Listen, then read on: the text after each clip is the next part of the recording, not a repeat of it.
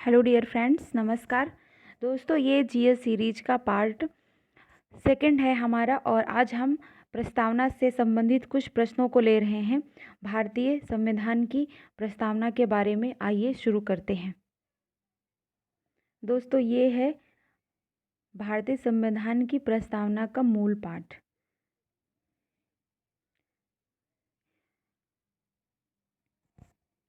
दोस्तों, भारतीय संविधान की प्रस्तावना जो उद्देशिका है, जिसे प्रस्तावना भी कहते हैं, सबसे पहले किसी देश में अगर प्रस्तावना प्रस्तुत की गई थी तो वो अमेरिका था। सभी देशों के प्रजातांत्रिक जितने भी देश हैं जिनकी संविधान की प्रस्तावना है, वो प्रारंभ में अमेरिकी संविधान की प्रस्तावना से प्रभावित है। भारतीय संविधान की प्रस्तावना के संदर्भ में कुछ महत्वपूर्ण जानकारी हम सबसे पहले दे दें, जिनके क्वेश्चन भी बनते हैं। 13 दिसंबर 1946 को पंडित जवाहरलाल नेहरू द्वारा उद्देश्य प्रस्ताव प्रस्तुत किया गया था। इसे ही उद्देशिका के रूप में स्वीकार किया गया। तो उद्देश्य क्वेश्चन आता है कि उद्देशिका या प्रस्तावना भारतीय संविधान में कहाँ से ली गई है। तो ये पंडित जवाहरलाल नेहरू द्वारा प्रस्तुत 13 दिसंबर 1946 के उद्देश्य प्रस्ताव से ली गई है। इसे भारतीय संविधान सभा ने कब अपनाया? तो इसे 22 जनवरी 1947 को भारतीय संविधान सभा द्वारा स्वीकार किया गया। अगला पॉइंट है हमारा कि भारतीय संविधान संशोधन अधिनियम 42 के द्वारा, जो कि 1976 में पारित किया गया था, प्रस्तावना में समाजवाद, पंथनिरपेक्ष और अखंडता शब्द को जोड़ा गया। और प्रस्तावना के संदर्भ में सर्वोच्च न्यायालय में कई वाद हैं, जिनसे क्वेश्चन काफ़ी बनते हैं प्रीलिम में। तो ये वाद कौन से हैं? सबसे महत्वपूर्ण वाद है बम्बई बनाम यूनियन ऑफ इंडिया, जिसमें संविधान का भाग बताया गया उद्देशिका को। अगला है केशवानंद भारती बनाम केरल राज्य 1973। इसमें संविधान का अंग बताया गया है, जो कि जिसमें संविधान में संशोधन किया जा सकता है। उद्देशिका में संविधान के द्वारा संशोधन किया जा सकता है, संसद ऐसा कर सकती है, परंतु इसकी मूल भाग को नहीं छू सकती संसद। अर्थात केशवानंद भारती बनाम केरल राज्य में प्रस्तावना को संविधान की आधारभूत संरचना बताया है सर्वोच्च न्यायालय ने। अगला है बेरोबारीवाद, जो कि सबसे पहले आया था और 1960 में, और इसमें कहा था सर्वोच्च न्यायालय ने कि प्रस्तावना जो है संविधान का भाग ही नहीं है। और उसके बाद गोलकनाथ बनाम पंजाब राज्य में कहा था कि ये मूल आत्मा है। इस प्रकार अगर अनुच्छेद 32 नहीं है विकल्प में, क्योंकि डॉक्टर भीमराव अंबेडकर ने अनुच्छेद 32 को संविधान की आत्मा कहा है, तो प्रस्तावना को संविधान की आत्मा कहा जाएगा। प्रीलिम में ऐसा क्वेश्चन आ सकता है। तो प्रस्तावना के से संबंधित मूल पाठ यानी मूल शब्द जो हैं, जिन्हें तत्व कहते हैं, उनका अलग अलग उनके द्वारा ही भारतीय संविधान की संपूर्ण जानकारी मिलती है कि भारतीय शासन प्रणाली का स्वरूप क्या है। तो इसका मूल पाठ है, हम भारत के लोग भारत को एक संपूर्ण प्रभुत्व संपन्न समाजवादी पंथ निरपेक्ष लोकतंत्रात्मक गणराज्य बनाने के लिए तथा उसके समस्त नागरिकों को सामाजिक, आर्थिक और राजनीतिक न्याय, प्रतिष्ठा, अवसर की समानता और उन सब में व्यक्ति की गरिमा, राष्ट्र की एकता और अखंडता सुनिश्चित करने वाली बंधुता बढ़ाने के लिए दृढ़ संकल्प होकर आज 26 नवंबर 1949 को संविधान को अंगीकृत, अधिनियमित और आत्मार्पित करते हैं। तो इसमें महत्वपूर्ण शब्द हैं संपूर्ण प्रभुत्व संपन्न, यानी भारत अपना निर्णय स्वयं करता है, ये किसी विदेशी शासन के अधीन नहीं है। समाजवादी यानी संपत्ति का विभाजन सभी के साथ है और इसमें किसी एक का अधिकार नहीं है। पंथ निरपेक्ष यानी भारत में सभी धर्मों को समान संरक्षण और उसके विकास के लिए उपाय किए जाएंगे। लोकतंत्रात्मक यानी भारत में जो संप्रभुता है, जो शासन प्रणाली है, वो जनता में निहित है। गणराज्य यानी भारत का जो प्रमुख है, जो सर्वोच्च प्रथम नागरिक है यानी राष्ट्रपति, वो निर्वाचित प्रधान है, ना कि जो सत्ता के द्वारा आनुवंशिक तौर से होता है। जैसे कि इंग्लैंड में महारानी सर्वोच्च प्रथम नागरिक हैं, परंतु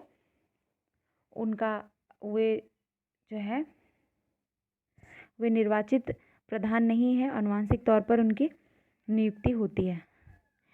और इस तरह भारतीय प्रस्तावना में सामाजिक, आर्थिक और राजनीतिक 3 प्रकार के न्याय की बात की गई है और 2 प्रकार प्रतिष्ठा और अवसर की समानता की बात की गई है। और इसके साथ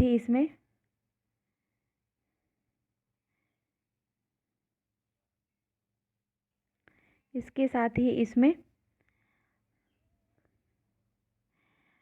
विचार, अभिव्यक्ति, विश्वास, धर्म और पूजा की स्वतंत्रता की भी बात की गई है और बंधुता की बात की गई है।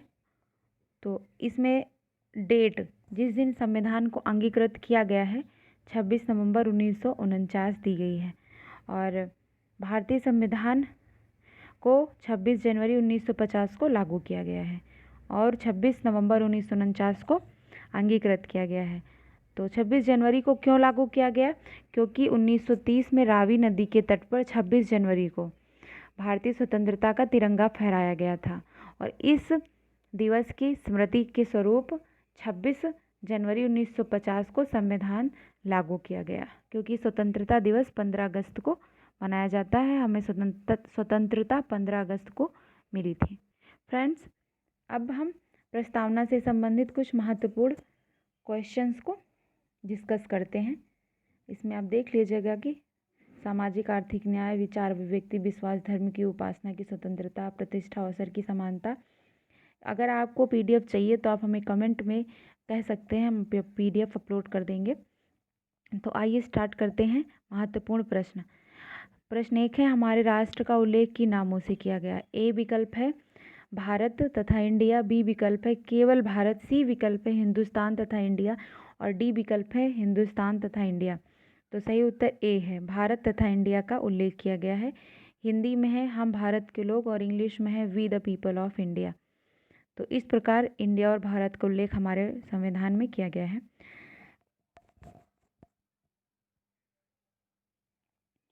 अगला क्वेश्चन है हमारा, भारतीय संविधान की प्रस्तावना में भारत को किस रूप में घोषित किया गया? A विकल्प है सार्वभौमिक प्रजातांत्रिक गणतंत्र, B विकल्प है एक समाजवादी प्रजातांत्रिक गणतंत्र, C विकल्प एक संपूर्ण प्रभुत्व संपन्न समाजवादी पंथ निरपेक्ष प्रजातांत्रिक गणतंत्र और D है इनमें से कोई नहीं। तो सही उत्तर है C, एक संपूर्ण प्रभुत्व संपन्न समाजवादी पंथ निरपेक्ष प्रजातांत्रिक गणतंत्र।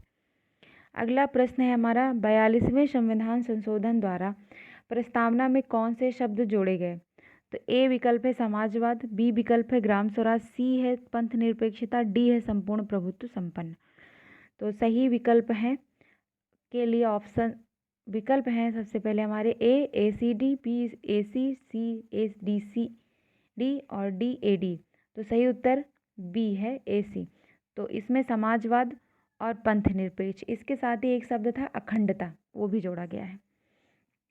और अगला प्रश्न है, निम्नलिखित में से कौन भारत को एक धर्मनिरपेक्ष राज्य वर्णित करता है? A मौलिक अधिकार, B संविधान की प्रस्तावना, C नवीं अनुसूची और D राज्य के नीति निदेशक तत्व। तो सही उत्तर B संविधान की प्रस्तावना। भारतीय संविधान में अन्यत्र इस विशेष तौर से धर्मनिरपेक्ष राज्य का वर्णन नहीं है। मूल अधिकारों में धर्म की स्वतंत्रता है और प्रस्तावना में धर्मनिरपेक्ष मूल तत्व है बस। और अगला प्रश्न है हमारा प्रश्न 4, प्रस्तावना में निम्नलिखित में से किसने भारतीय संविधान की प्रस्तावना को हमारे संप्रभु प्रजातांत्रिक तंत्र की गणतंत्र की जन्म कुंडली कहा? A जवाहरलाल नेहरू, B वल्लभ भाई पटेल, C VR अम्बेडकर और D KM मुंशी। तो सही उत्तर D है, KM मुंशी ने। अगला प्रश्न है, निम्नलिखित में से किस वादे में उच्चतम न्यायालय ने निर्णय प्रस्तुत किया कि उद्देशिका संविधान का भाग है? जैसे कि ऊपर हमने आपको बताया। विकल्प ए है यूनियन ऑफ इंडिया बनाम कोहली, विकल्प बी है बनारसी दास बनाम स्टेट ऑफ यूपी। विकल्प सी है बोम्मई बनाम यूनियन ऑफ इंडिया। इसमें बोम्मई मिस हो गया दोस्तों। और डी सिंह बनाम स्टेट ऑफ पंजाब। तो सही उत्तर सी है बोम्मई बनाम यूनियन ऑफ इंडिया। अगला प्रश्न है, भारत के संविधान की उद्देशिका में कितने प्रकार के न्याय की व्याख्या की गई है? तो 3 प्रकार के न्याय की व्याख्या की गई है और 5 प्रकार की स्वतंत्रता की व्याख्या की गई है और 2 प्रकार की समता की व्याख्या की गई है। ये प्रश्न पीसीएस में काफ़ी पूछे जाते हैं।